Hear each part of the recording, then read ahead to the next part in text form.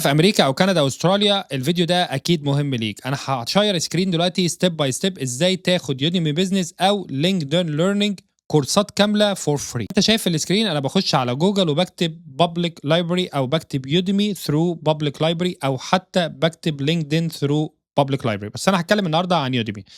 في حاجة اسمها جل، ده ويب سايت اسمه جل.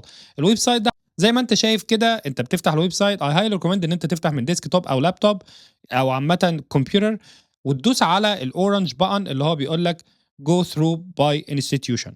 من هنا هتلاقي فيه يا تفتح اللوكيشن بتاعك يا تختار الكاوني بتاعتك. يعني مثلا انا ويك كاوني، فانا هكتب ويك كاوني ناو.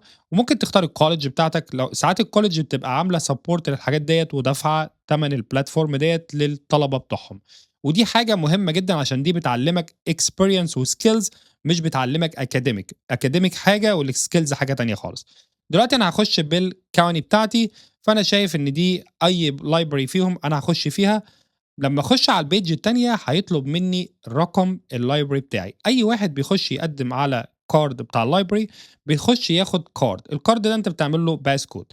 فانت لو عندك عيله 4 افراد مثلا ممكن يبقى معاك 4 كروت، فلو عندك واحد صاحبك تاني في حته تانية ما عندهوش يوديمي سيرفيس ممكن تديله الرقم بتاع الكارد دوت.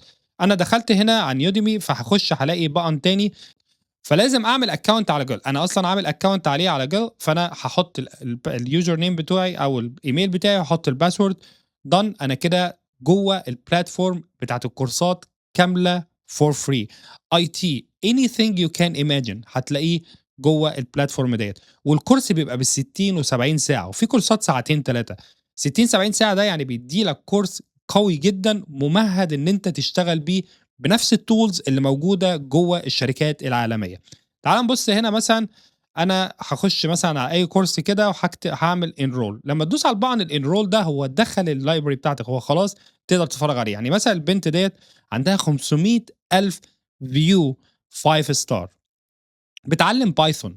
فدي حاجه جامده جدا، بتعلمك البايثون ان انت تعمل ديسكتوب ابلكيشن او تعمل حاجه في 100 يوم. يعني انت لو كونسيستنت معاها 100 يوم بتتعلم، انت هتطلع فاهم بايثون، هتعرف تشتغل، هتاخد مرتبات كويسه جدا في السوفت وير، او تخش تشتغل في الباك اند او فرونت اند في اي ويب ديفلوب.